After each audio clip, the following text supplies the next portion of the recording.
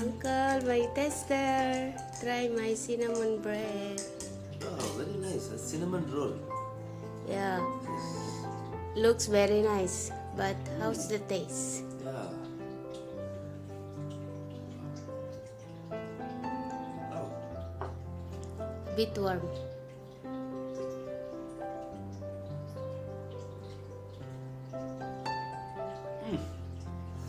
Very juicy. Damn nice. Wow.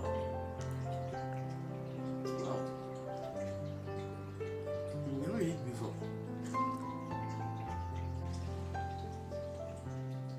Cinnamon bread I never seen here in Malaysia.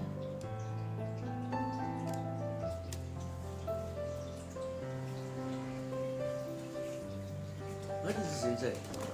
Sugar. Oh, that's the cinnamon and the sugar. You remember the one you bought in India? Oh, yeah. Yeah, I use that. Very good, sister. I use that. Son, you put this one for diabetic patient. Oh, that's the inside. Don't take the tooth. Take this one a bit melted. The toppings. The soap with the cream. Wow. Very sweet, right? Yeah, very sweet. But the sweet is okay lah.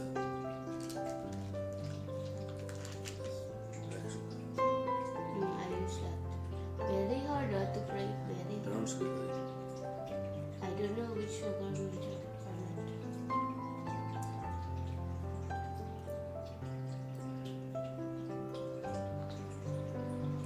All the sugar is actually good. Brown sugar, gula melaka, it's okay for them. All is actually good. So not just processed.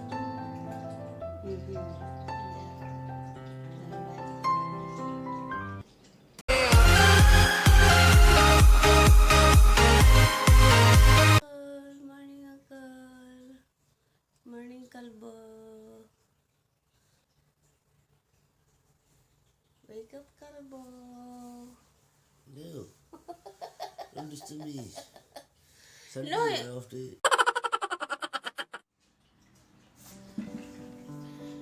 Hey guys, good morning. So, breakfast na tayo guys. Ako lang yung kakain nito. Siya nga pala, ito na lang yung natira sa aking cinnamon roll. Kasi kapag natutulog ako, gumagala tong kasama ko na kumakain mag-isa. At saka, ayaw niya kainin sa breakfast. Oh, yan. Tapos na siyang kumain. Bali, half-boiled egg lang yung kanyang breakfast. So, ako lang guys, mag-isa lang kakain. Tara, breakfast muna tayo.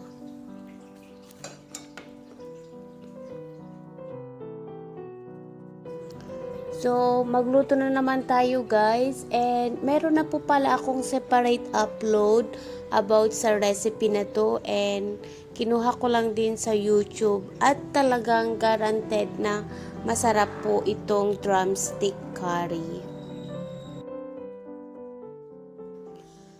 Alam naman natin guys na yung malunggay ang isa sa mga pinakamasustansyang gulay. So, instead of taking milk protein, this is one of the best alternatives.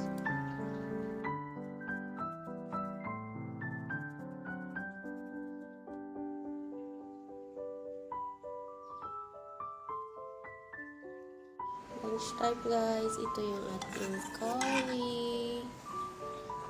Yan, vegetable, rice, and fried chicken. Today, Sunday special, meron tayo nito. Papadam. Yan naman guys, yung iba pang mga condiments. Yogurt, chili yan, at saka pickles.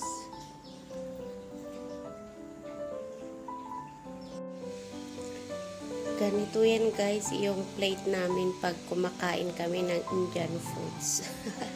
Diba, ang daming mga varieties, yung curry, yung pickles, vegetables, yung ating chicken, at saka yung chili, at saka ito papadam. Ganyan guys, yung sa set ng Indian foods. So, kain muna tayo. Dito na tayo guys sa grocery and medyo late ngayon. Kasi kaninang 5 p.m. may isang client si Uncle. So, pinuntahan pa din niya kasi kahit Sunday, isang oras lang naman yung kanyang appointment and sayang din naman yung kanyang kita in a day. So, dito na po tayo guys sa NSK and sa mga kaibigan ko po pala na nanonood sa aking mga vlogs, baka hindi pa kayo updated, meron po tayong bagong NSK shop dito po sa Brem Mall, Kepong.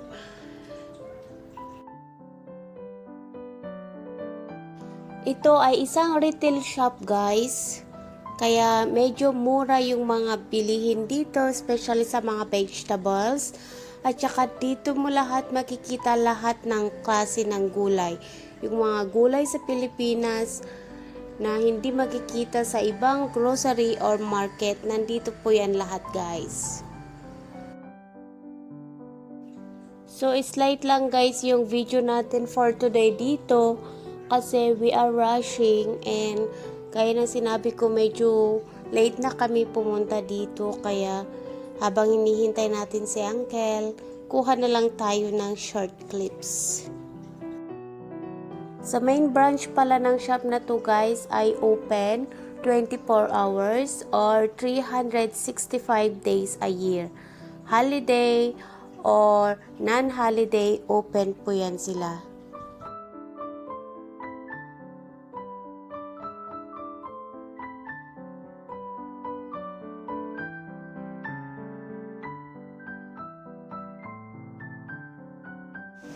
Ayan guys, all sale.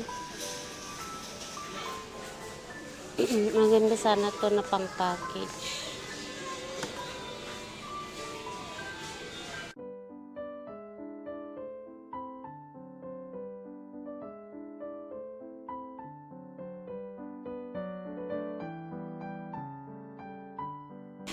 Nandiyan na si Uncle guys, kumuha ng trolley niya.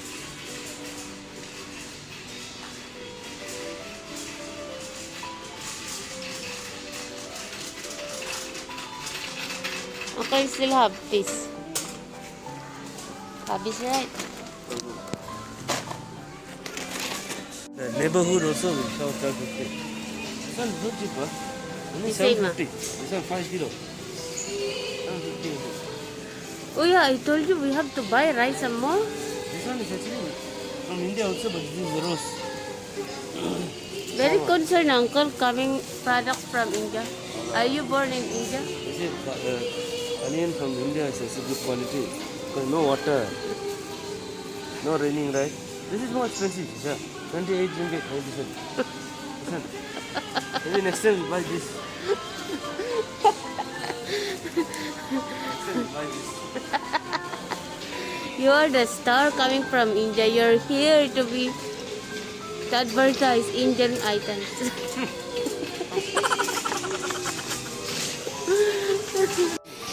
But it's already growing. Yeah, This one cannot eat. 490 only.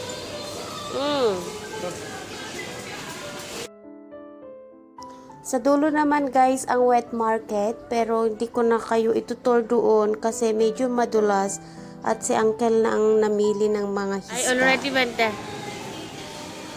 I'll go find out for you. You find out.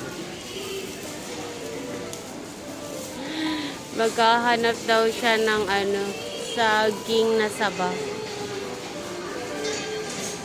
Ay naku, daming tao.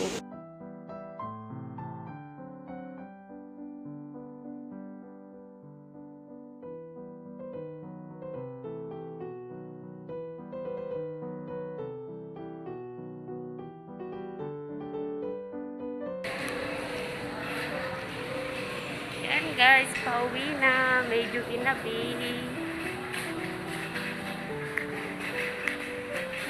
It is very small. One trolley only can go.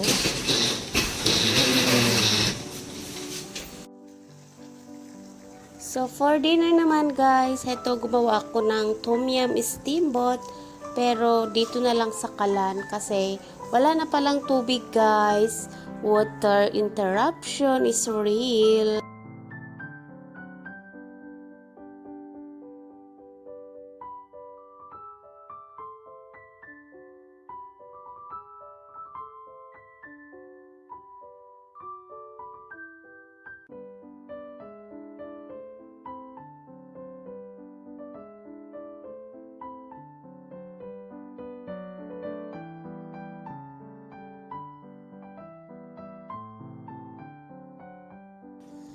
Tapos na naman guys yung ating Sunday. And dito na po nagtatapos. Salamat sa pagsama niyo sa amin for today.